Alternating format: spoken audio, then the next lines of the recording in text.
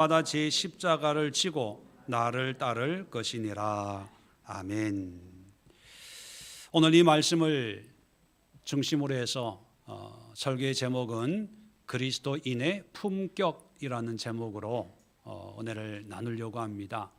품격, 우리가 익히 알고 있는 그런 단어이지만 그 뜻을 설명하려니까 이게 참 장황한 그런 단어입니다. 가장 쉽게 품격이 뭐냐? 그 사람의 됨됨이. 굳이 말하지 않아도 특별히 의식하고 행동하지 않아도 그 사람이 풍기는 어떤 인품이나 인격의 모습이 우리가 품격 이렇게 표현하죠. 품격이 있다, 없다 이런 표현을 씁니다. 그래서 이 품격이라고 하는 것은 어떤 외적인 모양이나 모습이 아니라 그 사람의 내면에서 이렇게 묻어나오는 그런 모습입니다. 중국 속담에 이런 말이 있다고 그래요. 생선을 싼 종이에는 비린내가 나고 향을 싼 종이에는 뭐가 난다? 향내가 난다. 그러면 우리 안에 예수님이 계시면 무슨 냄새가 나야 될까요? 예수의 냄새가 나는 것. 이게 그리스도인의 품격이거든요. 그래서 이 품격이라는 단어를 제가 며칠 동안 아주 묵상을 했습니다. 품격이 뭘까? 그리스도의 품격이 뭘까? 제가 2주 전에 제가 아시는 분이 부산에 이제 그 가족이 이제 장례가 있어가지고 가야 되나 말아야 되나 하다가 너무 환경이 어려운 그런 상황에 있는 분이어서 시간이 안 되는데 갔다 와야 되겠다 해서 운전하고 가기는 너무 멀고 그래서 기차를 이제 예매를 했는데 밤 9시 기차를 타고 KTX 타고 갔다가 그 다음 날 첫 차가 부산에서 5시 15분에 있더라고요. 그 첫 차를 예매하고 이제 오기로 하고 이제 장례식장에 가서 이제 밤을 새는 거죠. 뭐 다른 분 다 조문객도 별로 없고 목사님 사모님이 돌아가셨는데 그래서 이제 그 식당에 장례식 식당에 이제 의자를 붙이고 누워 있으니까 허리가 너무 등에 베겨서 누웠다 앉았다 뭐 하다가 그 장례식당 구석에 가니까 모니터에 이제 밤늦게 무슨 영화 같은 게 이렇게 TV에 이제 나오더라고요. 그러니까 그 음성이 나오는 게 아니고 자막으로. 그래서 기다리는 사람들 거기서 이제 TV 보면서 기다리고 뭐 이러라고 그렇게 해놨는 것 같아요. 잠도 안 오고 해서 그 TV를 보니까 영화를 하는데 제가 한 30-40분 정도 본 것 같아요. 멍하게 앉아서. 근데 그 영화 나중에 이제 와서 이제 보니까 그 영화 제목이 그린북이라는 영화예요. 2018년에 이제 상영을 했는데 혹시 보신 분 계십니까? 아시는 분 계세요? 그 그린북의 내용은 간단합니다. 1960년대 미국에 이제 흑인 인종차별이 아주 극심했을 때 그 주인공이 누구냐 하면 흑인인데 피아노 천재 피아니스트예요.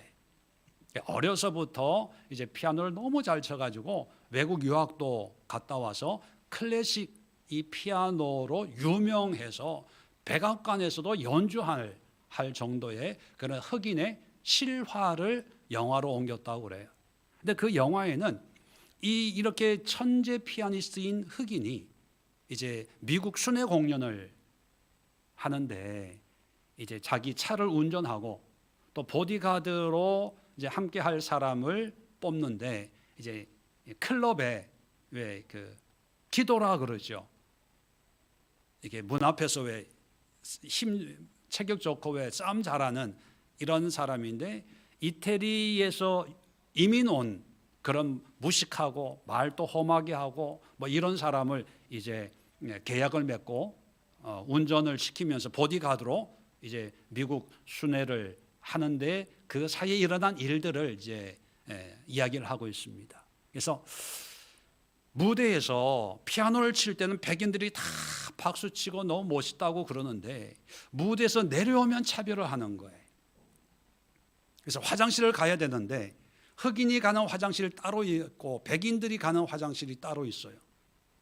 그래서 그 저택 안에 있는 화장실은 백인들만 쓰니까 이 흑인이 화장실을 가려고 하니까 저기 구석에 있는 흑인 노예들이 쓰는 판자 같은 그런 화장실을 이용하라는 거죠.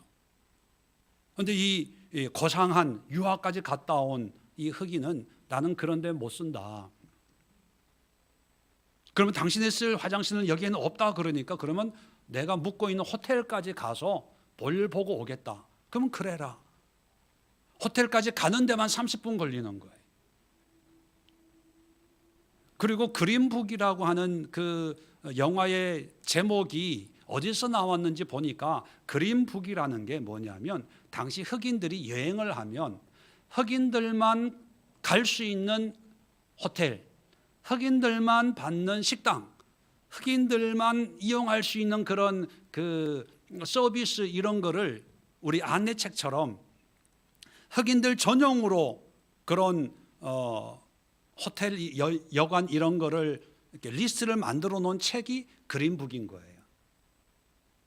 그러니까 보디가드는 백인이니까 백인 호텔에서 자고 양복 쫙 입고 멋있게 차려입는 이 흑인은 흑인이기 때문에 이제 흑인들이 이제 사는 그런 데서 자야 되는 거죠. 그러니까 다니면서 이 인종 차별의 여러 가지 것들을 이제 신랄하게 이제 고발하는 그런 내용인데, 근데 그 영화 중에 제가 본 그 장면이 뭐냐면 이제 가다가 경찰한테 이제 불신 검문에 걸린 거죠. 그 주는요 밤 9시가 되면 흑인이 밖에 나다니면 안 된대요. 근데 운전하고 이제 뒷자리에 탁 멋있게 사장처럼 타고 가는 이 흑인을 보니까 이상하게 생각해서 잡은 거예요. 그러면서 인종차별 이런 그런 내용을 하니까 이 보디가드가 경찰을 때린 거예요. 그러니까 이 흑인이 깜짝 놀라서 자기 그 보디가드를 막 야단치는 거예요. 그러면 어떡하냐 하면서. 그런데 그 야단치면서 하는 말이 뭐냐 하면 우리는 당신은 지금 화가 나지만 한마디 말 듣고 화가 나지만 우리는 평생 그런 얘기를 들었다. 그런데 이런 차별과 이런 푸대접을 이길 수 있는 것은 폭력이 아니라 품격이다. 이렇게 얘기하는 거예요. 그 자막을 목소리도 안 나오고 뭐 하니까 자막만 보니까 차별을 이길 수 있는 게 품격이다. 이 얘기를 듣는 순간 제 머리가 좀 뭔가 이게 띵 하는 느낌이 왔어요. 야, 저런 어려움, 저런 상황에서도 저 사람은 흑인인데도 품격을 가지고 사는구나. 그렇다면 그리스도인인 우리는 나는 어떤 품격이 있을까? 그리스도인에게 품격은 뭘까? 오늘날 흑인 차별하듯이 예수 믿는다고 차별하는 시대는 아니잖아요. 그런데 그런 차별은 없지만 또 우리의 어떤 그런 차별, 선입견들이 있잖아요. 직장에서, 학교에서, 사회에서. 교회 다닌다 그러면 왠지 모르는 어떤 그런 기대치, 차별, 구별, 요즘에는 좀 비아냥거림, 조롱, 아직도 교회 다녀? 뭐 주일날 교회가? 뭐 이런 농담 섞인 조롱? 자, 여러 가지 그런 상황, 특히 가족 중에 안 믿는 사람이 있으면 참 어렵잖아요. 교회 간다는 것 때문에 여러 가지 이런 어려움이 있는데, 자, 그런 어려움을 우리가 겪으면서도 기쁘게, 감사하게, 당당하게 살아낼 수 있는 그런 품격, 그 품격이 뭘까라는 생각을 하면서 이제 첫 차를 타고 오고 며칠을 고민을 했습니다. 물론 성경에는 그리스도인이 가져야 될 어떤 그런 삶의 열매, 대표적인 게 성령의 열매, 그죠? 어떤 성경에는 너희는 그리스도의 편지다, 그리스도를 아는 냄새다, 뭐 이런 그리스도인만이 가지는 어떤 그런 특성을 얘기하기도 해요. 그런데 예수님이, 하나님이신 예수님이 직접 말씀하신 이 말씀을 읽는 순간 제 마음에 이거다. 이게 세상의 모든 어려움, 조롱, 비난, 차별, 때로는 비아냥거림, 때로는 높은 어떤 기대치, 예수 믿는 사람은 이래야 되는 거 아니야? 교회 다녀? 그럼 이렇게 해야 되는 거 아니야? 뭐 이런, 그럼 모든 우리가 느끼고 체험하고 있는 이 시대의 모든 편견일 수도 있고, 차별일 수도 있고, 기대치일 수도 있는 모든 것을 뛰어넘을 수 있는 우리 그리스도인만이 가지는 그 품격이 오늘 본문이다, 저는 이렇게 결론을 내렸습니다. 그 품격을 예수님이 세 가지를 말씀하시는데, 여러분도 한번 잘 들어보시고 정말 이것이 우리가 가져야 될 품격인지, 아니면 이건 특별한 사람들, 예수를 따르는 제자들만의 문제인지 한번 여러분들도 한번 깊이 고민하면서 말씀을 함께 나눌 수 있으면 좋겠습니다. 자, 오늘 이 말씀은 여러분 잘 아시는 것처럼 제자들과 함께 가이사랴 빌립보를 들렸다가 사람들이 나를 누구라 하느냐 물으시고, 또 제자들에게 너희는 나를 누구라 하냐 했을 때 베드로가 주는 그리스도시고 살아계신 하나님의 아들입니다, 아주 정답을 얘기했어요. 오늘 이 누가복음에는 잘 나오지 않지만 마태복음에 보면 예수님이 너무 기뻤어요.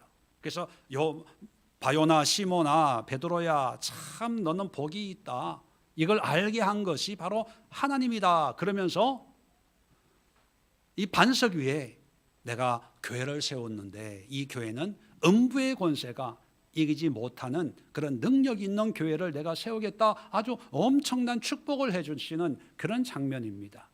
자, 그런 축복을 해주시고 나서 예수님이 이제 제자들에게 내가 이제 예루살렘에 가면 22절에 보면 고난을 당하고 죽지만 다시 부활을 할 거다, 이런 얘기를 하시고 나서 23절에 아무든지 나를 따라오려거든 자기를 부인하고 날마다 제 십자가를 지고 나를 따를 것이니라, 이 말씀을 하시는 거예요.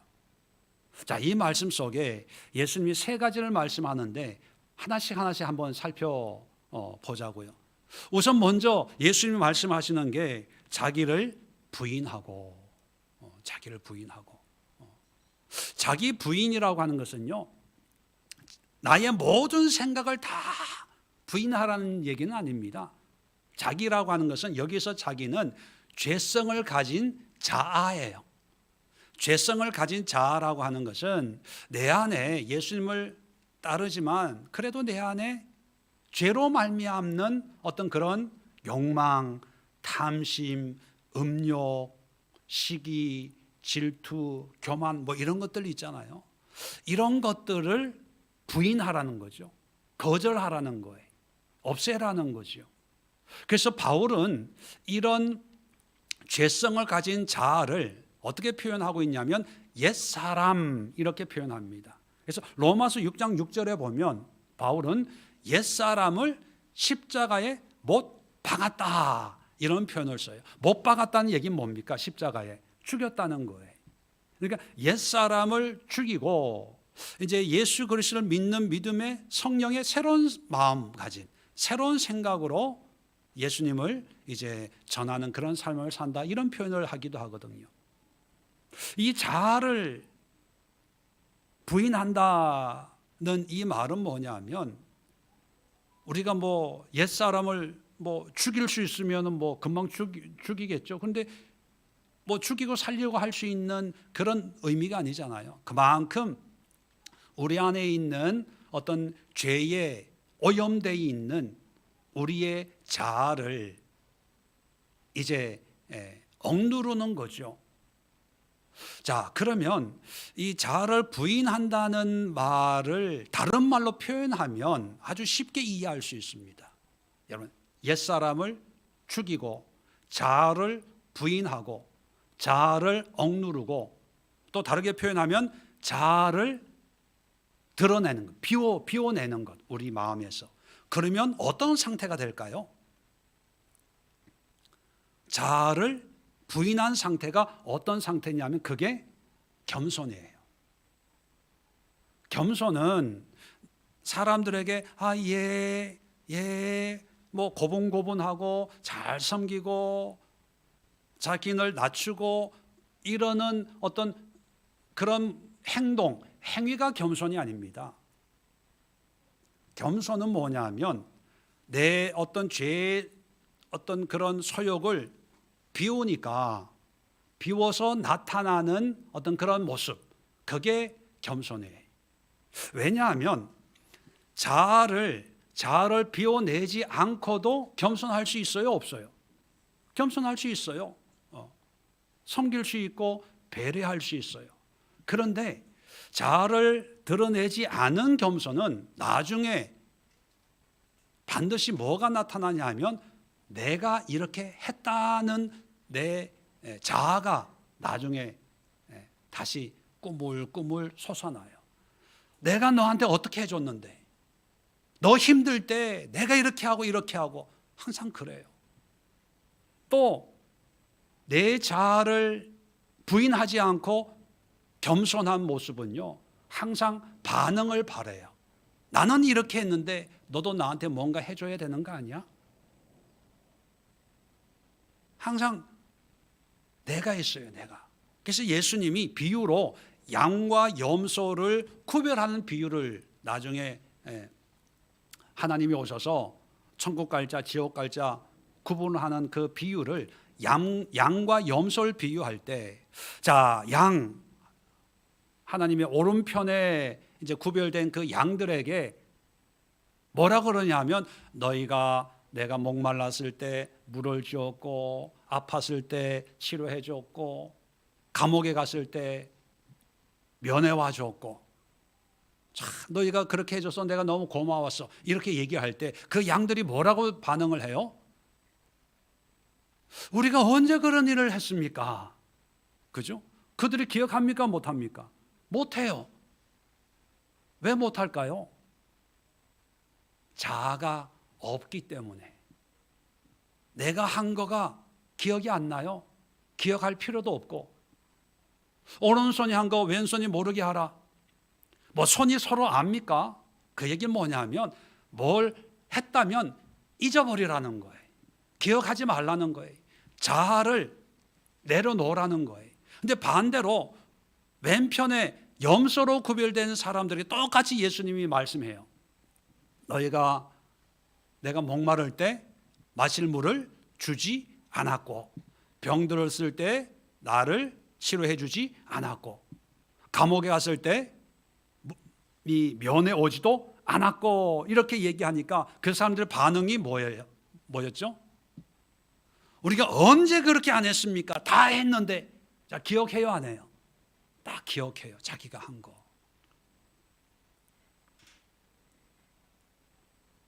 여러분, 겸손은요, 행위도 중요하지만 내 마음 상태도 중요해요.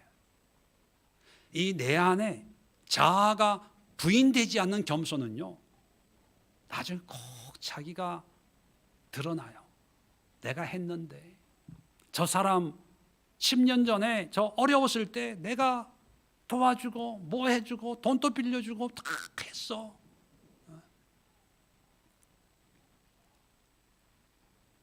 그런데 자아를 부인하면 도와주죠. 섬기고 배려해요. 그런데 그것이 기억되지 않아요. 그리스도인의 품격이 어디서 나와야 되냐 하면, 뭐 도와주는 거 귀해요. 겸손하고 뭐 이렇게 섬기고 배려하고 사랑하고 헌신하고 희생하고. 그런데 이거는 불교인들도 하고 천주교인들도 하고 다른 종교에서도 해요. 그런데 그리스도인으로서의 품격은 어디에서 나오냐면 그런 행동을 했다 안 했다 이게 아니라 그런 행동 그런 삶을 살면서도 내가 없는 거예요. 내 자아가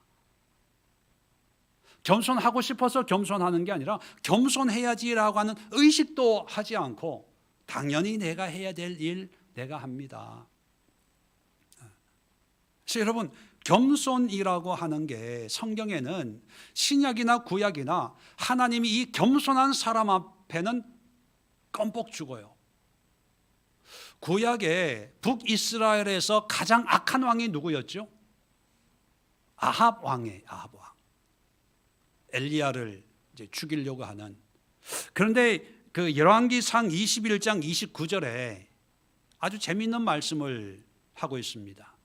엘리야에게 하나님이 뭐라 그러냐면 아합의 겸비함이라는 게 겸손이거든요. 겸비함을 보았느냐?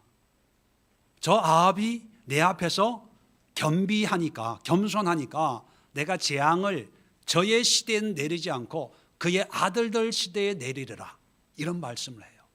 아니 아합처럼 그렇게 교만하고 우상 숭배에 앞장서는 그 왕이 겸손했는데 얼마나 겸손했겠어요? 잠깐 겸손했겠죠. 한순간 어떤 어렵고 힘드니까 겸손했는데 그 겸손한 모습을 보고 하나님이 껍복하는 거예요.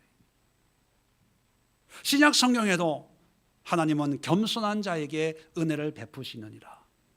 여러분, 우리 그리스도인의 품격은 부자고 축복받고 명예가 있고 뭐 권세가 있고 하나님 믿었더니만 이런 축복을 누렸습니다. 여기에 어떤 품격이 있는 게 아니라 예수님이 말씀하는 것처럼 나를 부인하는 것.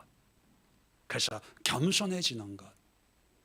어떤 환경, 형편, 상황에 있든지 간에 나의 유익을 구하지 않고 나의 욕심을 추구하지 않고 나의 편리나 나의 뜻을 먼저 앞세우지 않고 하나님의 뜻에 겸손히 순종하는 이런 모습이 그리스도인만이 가질 수 있는 품격이라는 것입니다. 두 번째 예수님 말씀하시는 게 자기 십자가를 지고 자기 십자가. 자, 여기서 십자가는요 우리가 생각하는 어떤 예수님의 십자가처럼 구원을 주고 대속의 어떤 엄청난 영적인 그런 십자가의 의미가 아닙니다. 그것은 예수님만이 지는 거죠. 예수님이 지금 십자가 지기 전에 제자들에게 얘기한 이 십자가는 어떤 영적인 십자가의 의미가 아니라 당시 일반인들이 알고 있는 십자가의 이미지를 얘기하고 있거든요. 그렇다면 당시 사람들이 일반적으로 가지고 있는 십자가의 이미지는 두 종류입니다. 먼저 율법적으로 하나님의 저주받은 자, 나무에 달린 자마다 하나님의 저주 아래 있다. 어떤 율법적인 저주받은 사람, 그런 의미고, 또 시대적으로는 로마 시대의 십자가는 사형 형틀이거든요. 형벌의 의미입니다. 그렇게 하면 율법적으로나 사회적으로 십자가는 부끄럽고 창피하고 또는 조롱당하고 비웃고 수치의 어떤 상징이지요. 또 어떤 면은 손해의 상징이에요. 그런데 예수님은 자기에게 있는 이런 수치, 부끄러움 이런 것을 오롯이 지고 나를 따르라 그렇게 말씀합니다. 우리는 이런 상황에 놓이면 이런 문제들을 해결하려고 해요. 부끄러운 문제 해결하고 수치스러운 어떤 상황을 좀 정리하고 그리고 나서 지금 이 나이에 내가 사장인데 내가 남편인데 내가 뭐 무슨 직원이고 뭐 한데 남들 보면 창피하니까 남들이 뭐라 그러니까 이런 상황을 좀 이렇게 대충 좀 만들어 놓고 그리고 나서 이런 생각을 가지고 있잖아요. 그런데 예수님이 말씀하시는 그리스도의 품격은 뭐냐 하면 설령 그렇다 하더라도 조롱당하더라도, 비난당하더라도, 손해보더라도, 남들이 비웃더라도 그것을 오롯이 가지고 나를 따르라. 오늘날의 세상은요, 그런 문제가 없는 것이 매력적이고 품격이라고 여깁니다. 어떻게 그렇게 문제를 해결하고 그렇게 편안하게 신앙생활을 합니까? 어떻게 그렇게 애들 다 키워놓고 여유를 가지고 신앙생활을 합니까? 아유, 나도 부러워요. 빨리 우리 애들 빨리 컸으면 좋겠어. 태어난 지 이제 한 달밖에 안 됐는데. 그런데 예수님이 말씀하시는 제자의 조건, 품격의 조건은 뭐냐 하면, 재밌게 그 자기 십자가 앞에 뭐라고 되어 있냐 하면, 날마다 제 십자가를 지고, 날마다예요. 그러면 날마다 하면 이런 비난 조롱이 해결된다는 의미예요? 아니면 날마다 있다는 얘기입니까? 날마다 있다는 거예요. 어떤 분들은 그런 생각하죠. 올해까지만 이걸 열심히 하면 내년엔 좀 형편이 나아지니까 그때 가서. 근데 내년의 십자가는 내년의 십자가 지고 올해 십자가는 올해 십자가 져야 돼요. 한 달 뒤에, 내년에, 1, 2년 뒤에 이런 말 하시는 분들 보면 거의 대부분은 항상 그 말을 달고 사시더라고요. 내년 돼도 목사님 내후년에, 다음 달 하는 분은 다음 달 돼도 다음 달에. 근데 하나님, 예수님이 우리에게 원하는 신앙의 모습은 오늘 힘들면 힘든 대로 그대로 하나님 앞에 헌신하고 믿음으로 헌신하는 것. 그렇다고 해서 오늘 이렇게 헌신했으니까 내일은 하나님이 축복을 하셔서 내일은 문제가 없을 거야, 그런 기대하지 말라는 거예요.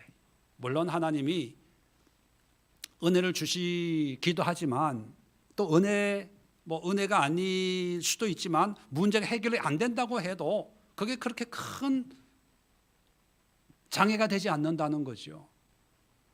내일 문제가 해결 안 되고 똑같은 문제가 또 있다 하더라도 내일은 또 내일 십자가를 지고, 다음 달 십자가는 다음 달 지고,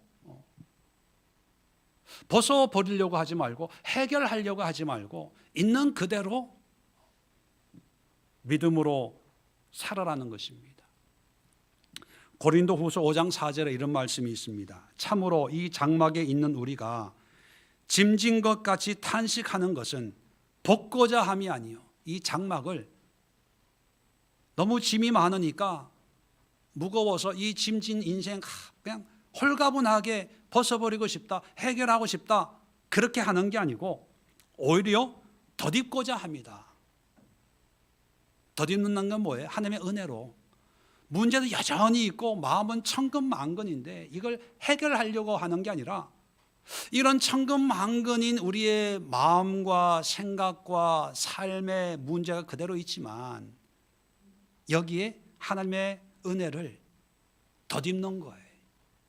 덧입는다는 것은 그 모습 그대로 하나님 앞에 나아간다는 거예요. 우리가 생각하는 어떤 기독교인의 품격과 예수님이 말씀하시는 품격이 좀 달라요. 그죠?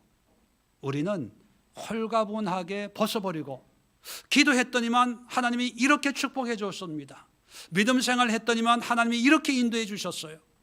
간증하고 싶은 그런 모습이 품격이에요. 그래서 장로님처럼, 권사님처럼, 목사님처럼 이런 간증 들으면 나는 언제쯤 저렇게 해야 되나, 참 멋있다, 대단하다, 이런 존경심이 또 발동이 되기도 하죠.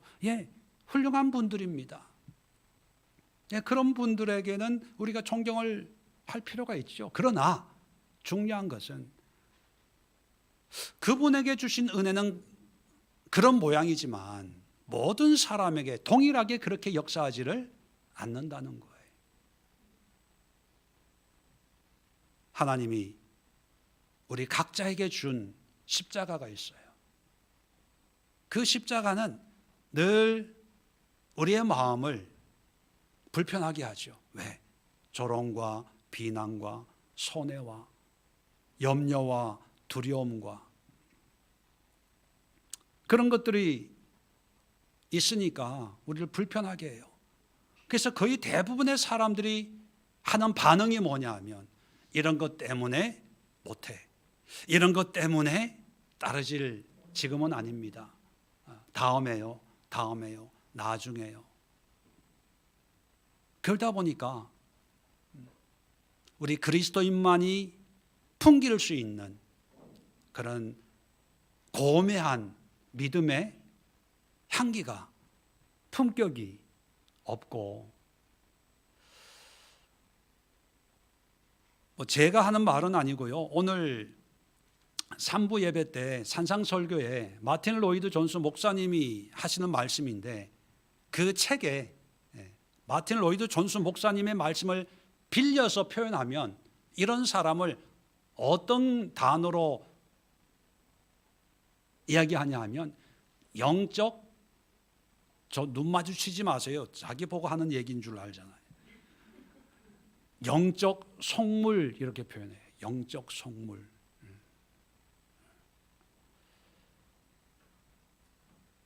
품격과는 정반대죠. 저질이 되는 거예요. 낮을 질이 품격의 질이 아주 낮은 그런 신앙인. 참 두려워요. 제 자신부터가 뭔가 조금 불편하고 뭔가 조금 마음에 안 들고 뭐 이러면 그걸 자꾸 벗으려고 하는데 예수님은 벗지 말고 그냥 그대로 덧입으래요. 그걸 가지고 나를 쫓으래요. 그게 멋있는 거야. 그게 대단한 거야. 그게 참 믿음이야. 자, 세 번째 아주 중요한 요소를 말씀하시는데 자, 23절을 자세히 좀 보면요. 아무든지 나를 따라오려거든 따라온다는 말씀을 하고요. 또 23절 제일 끝에 나를 따를 것이니라 또 따른다는 단어가 두 번 앞뒤로 이렇게 배치가 되어 있어요. 자, 그런데 원어를 보면요. 앞에 따라오려거든 이란 말과 나를 따를 것이니라 뒤에 따른다는 말이 전혀 달라요.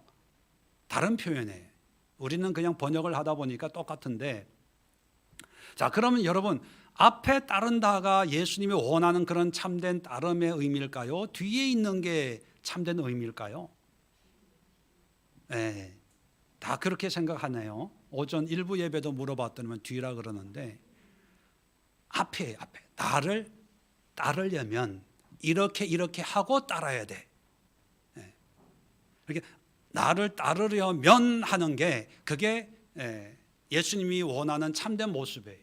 그리고 이런 모습이 어떤 모습이냐 하는 게 자기 십자가 지고 자기를 부인하고 따르는 거야. 그래서 예수님이 원하는 건요. 나를 이렇게 따라야 돼. 자, 그래서 앞에 이 따른다는 원어를 보면 헬라어로 그대로 제가 말씀을 드리면 오피소 무 에르코마이라는 뜻이에요. 제가 여기 설교 요약에도 적어놨네요. 에피소라는 말이 내 뒤에, 무라는 말은요 에고라는 말이 나거든요. 에고의 소유격이에요. 나의 뒤. 에르코마이라는 게 come, 따라온다 그런 뜻이거든요. 그래서 영어로 하면 come after me, 내 뒤에 따라와. 이게 이제 처음에 나를 따르려거든 이란 말이고요. 제일 끝에 나를 따를 것이니라 이 말은 아코루데오라는 말이에요. 이건 가장 일반적인 영어로 하면 follow, 따르는 거예요. 그런데 이 일반적인 follow는 뭐 너무 이제 흔하기 때문에 조금 이따 말씀을 드리고요. 내 뒤를 따르라. Come after me. 영어 이제 머리잔을 따서 cam, C-A-M, come after me. 이 단어는요, 복음서에 예수님만 사용하는 어법이에요. 그 누구도 나를 따르라 할 수 없어요. 왜냐하면 우리가 근본적으로 따를 분은 예수님 한 분밖에 없잖아요. 바울을 따르는 이유도 뭐예요? 바울을 따르는 게 아니라 바울이 믿는 예수님을 따르기 때문에 가이드로 바울을 쓰는 거거든요. 그래서 바울도 come after me라는 표현을 쓰지 않고 나를 본받는 자 되라, 이 정도로 얘기하는 거예요. 그러면 come after me는 어떤 뜻이냐? 이 단어가 쓰여진 용례를 몇 가지만 보면요, 고기 잡던 베드로에게 나를 따르라, 내가 사람 낚는 어부가 되게 하리라 했을 때 come after me예요. 그리고 세례 요한이 요한복음 1장에 보면 내 뒤에 오시는 이는 내가 신발끈 풀기도 감당할 수 없는 그렇게 지체가 높은 분입니다, 이런 설명을 할 때 내 뒤에 오시는 분, 이게 come after me.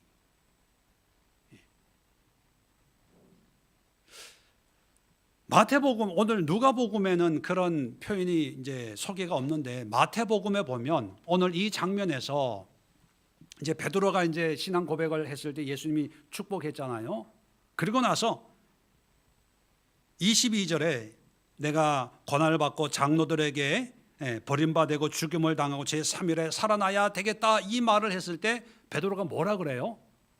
아유, 예수님 절대로 그렇게 돼서는 안 됩니다 했을 때 예수님이 한마디 하셨어요.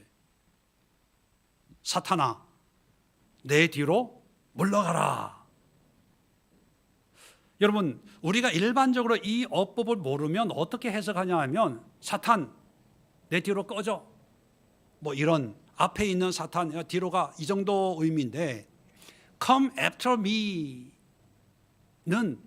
내 뒤를 쫓아라, 이 의미는 단순히 내 뒤를 졸졸졸졸 따라오라는 의미가 아니라 나의 후계자, 영적 후계자, 내 제자가 되라는 의미예요.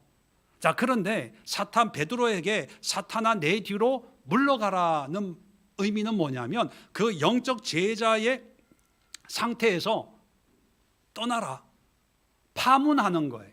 회사로 보면 해고 선언이에요. 내 뒤에서 꺼져, 이런 뜻이에요. 그러니까 come after me라는 그 문장의 용례가 아무한테나 붙이는 게 아니라는 거예요. 우리 교인들 가운데도 저를 믿고 따르는 분들이 있잖아요. 그런데 이분들이 다 come after me 하는 게 아니라 come after me 하는 분들은 내 삶이나 생각이나 사상이나 어떤 모든 것을 그대로 받아들이고 인정하는 그런 분들, 한마디로 없다는 거겠죠, 뭐. 그죠? 그러니까 지금 예수님이 말씀하는 것은 그냥 follow 하라는 게 아니에요. 자, 두 번째, 23절 끝에 나를 따른다, 아코 루데오, 일반적으로 follow, 이 말에 이 단어가 어디에 쓰였냐 하면, 자, 9장 57절을 한번 보세요. 9장 57절 보면 예수님을 따르겠다는 세 종류의 사람이 등장을 합니다. 자, 57절에도 길을 가실 때 어떤 사람이 여짜오되 어디로 가시든지 나는 따르리다. 이 따르다가 영어로 follow해. 예수님 어디로 가든지 난 follow 하겠습니다 했더니만 58절에 예수님의 대답이 뭐냐면 여호도 굴이 있고 공중에 새도 집이 있을 때 인자는 머리 둘 곳이 없도다, 이렇게 대답을 하셨다는 거예요. 자, 그러면 그 결과는 소개되고 있지 않지만 이 사람이 따랐다는 거예요, 안 따랐다는 걸까요?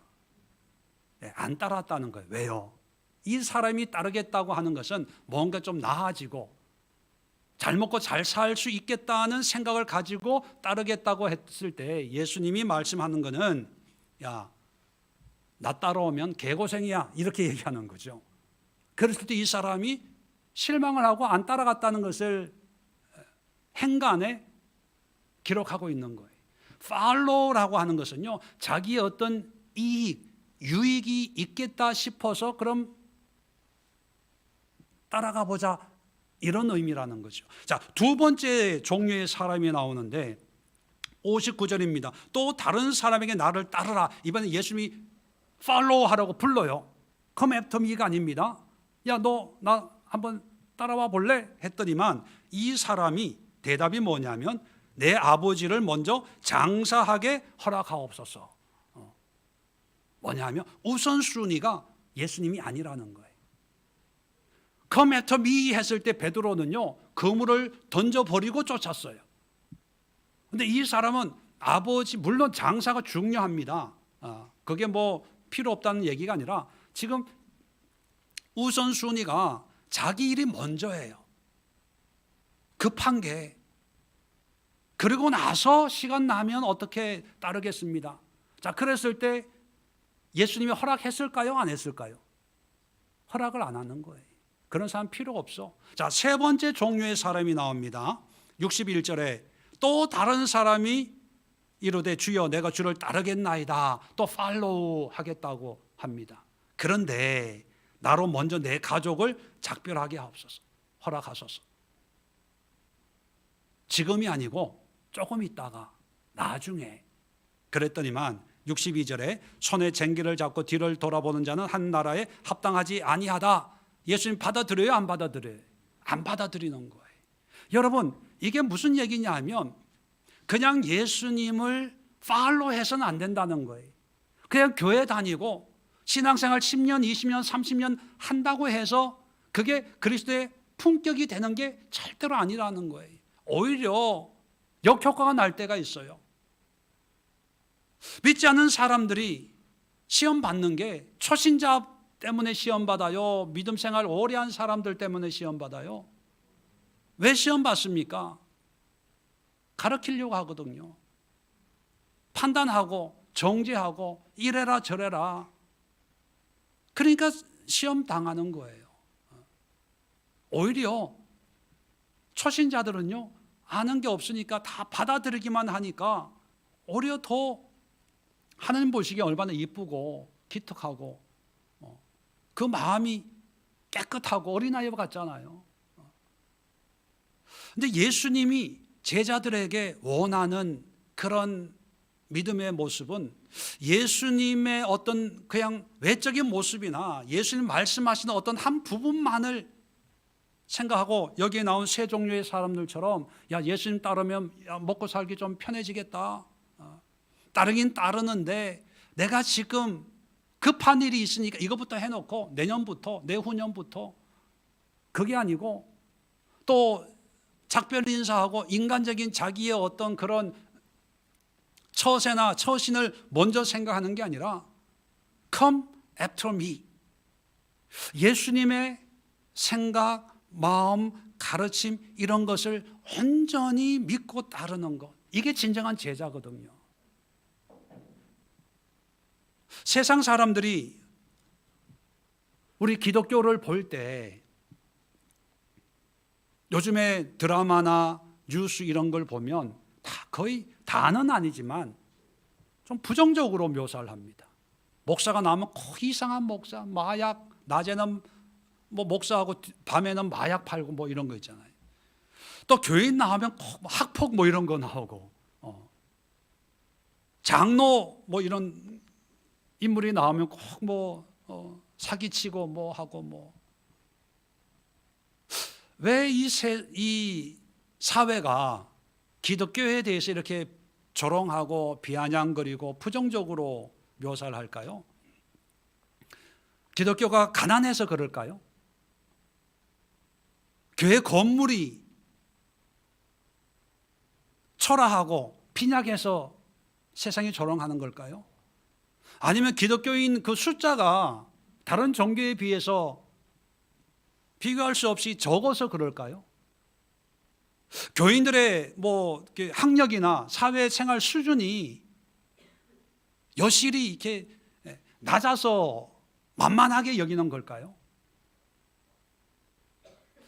제가 볼 때는 기독교인 대통령도 나오고 장로도 나오고 국회의원도 있고 장관도 있고요. 한국 교회가 돈이 얼마나 많습니까? 건물이 얼마나 좋아요. 또 믿는 사람은 왜 이렇게 많습니까? 저는 세상이 교회를, 기독교를 조롱하는 이유가 다른 데 있는 게 아니고 바로 그리스도인의 품격이 없기 때문에 저는 비웃는다고 봅니다. 이 품격은 우리의 말에서 만들어지는 게 아니고 어떤 종교적인 행위에 의해서 만들어지는 게 아니라 바로 우리 마음속에서 만들어지는 거거든요. 그리고 이 품격은 그저 나이스하게, 해피하게, 젠틀하게 뭔가 주일만 예 하고 주차 봉사하고 화장실 청소하고 식당에서 봉사하고 뭐 이런 행위가 아니라 우리의 심령 깊숙한 곳에서 나의 자아를 부인하고 누르면서 겸손해야 되겠다는 의식도 없이 그냥 상대방을 나보다 낮게 여겨주고 거기에 따른 모든 비난과 조롱을 변명하지 않고 누구에 전가하지 않고 이유되지 않고 오롯이 나의 십자가라고 여기면서 날마다 예수님의 Come after me, 예수님의 마음과 생각과 뜻을 따라 살아가는 그런 삶, 그게 진정한 영성이고 신앙인이고 종교인 아닐까요? 이런 게 보이지 않기 때문에 교회가 이렇게 많고 기독교인들이 이렇게 사회 구석구석 포진해 있는데도 세상이 조롱하고 비웃는 게 아닐까 그런 생각을 합니다. 얼마 전에 밖에 나가려고 준비하고 있는데 아내가 선크림을 바르라고 그래요. 그래서 다른 일을 하다가 잊어먹었어요. 나가려고 하는데 또 선크림 발랐냐고 해서 발랐다고 그랬더니만 안 바른 것 같은데, 그래서 제가 안 발랐거든요. 잊어먹고. 이제 안 발랐다면 또 야단 맞을 것 같아서 발랐다 그랬죠. 어디 발랐는데 그러길래 내 가슴에. 왜? 얼굴 타는 것도 타지만 가슴이 타. 답답해서. 우리가 추구하고 있는 믿음의 가치가 보여지고 드러나는 것에 있는 게 아니라 우리 내면 안에서 나와 내 자아와 내 환경과 상황 속에 예수를 바라보고 예수님을 따르고 믿고 신뢰하고 예수님처럼. 앞부분에는 베드로가 예수님의 영광스러운 모습을 얘기합니다. 주는 그리스도시고 살아계신 하나님의 아들입니다. 영광스러운 모습을 얘기할 때 예수님은 뭐라고 얘기하냐면 내가 장로들에게 서기관들에게 버림받고 고난당하고 십자가에 죽게 되고 죽은 지 사흘 만에 다시 살아날 거다. 고난을 얘기해요. 고난을. 사람들은 화려하고 멋있는 것을 기대하잖아요. 근데 예수님은 예수님이 지어야 될 십자가만을 생각하는 거예요. 물론 우리도 십자가 죽으라는 얘기는 아니에요. 고난 당하라는 얘기는 아닙니다. 사람들은 겉으로 드러나는 화려하고 멋있고 아직도 그렇게 살아. 어느 동네 살아요? 몇 평짜리 살아요? 차는 뭐예요? 옷은 얼마짜리예요? 그거 진짜예요? 가짜예요? 여기에 관심이 있을 때 우리는 거기에 현혹되지 말고 묵묵하게 내가 지고 갈 나의 십자가, 내 안에 있는 내 자아와 싸우면서 예수님과 함께 걸어가는 것이, 그것이 우리가 이 세상에 보여줄 품격이 아닌가 다시 서론에 소개해드렸던 그 그린북, 그 흑인, 그 핍박과 차별 속에서도 우아하게 클래식 피아노 연주를 하면서 전국을 순회하면서도 그 마음을, 삶을 굳건하게 지키는 것처럼 우리 그리스도인들에게도 이런 그리스도의 품격이 이 시대를 이길 수 있다는 어떤 자신감이 필요한 그런 때가 아닌가 생각을 하면서 여러분들에게 어떤 품격의 신앙을 가지고 있는지 이번 한 주간 여러분도 좀 고민을 하시고 여러분도 말씀을 통해서 다시 한번 확인해보는 그런 시간을 가져주시기를 다시 한번 부탁을 드립니다. 기도합니다. 아버지 하나님, 그리스도인의 품격 참 여러 가지로 표현하고 또 여러 가지로 이야기할 수 있지만 예수님이 직접 제자도에 대해서 말씀하고 있는 이 세 가지, 자기를 부인하고 자기 십자가를 지고 그리고 그냥 따르는 것이 아니라 예수님을 카피하는, 예수님의 모든 것을 본받아 살려가는 Come after me 하는 그런 헌신을 통하여서 이 세상이 어찌할 수 없는 그리스도인의 품격을 갖출 수 있는 저희 모두가 되게 하여 주시옵소서. 이제는 우리 주 예수 그리스도의 은혜와 하나님 아버지의 크고 놀라운 사랑하심과 성령의 교통하심이 머릿속에 기도하는 모든 주의 권속들 위에 영원까지 함께하옵시기를 간절히 축원드리옵나이다. 아멘.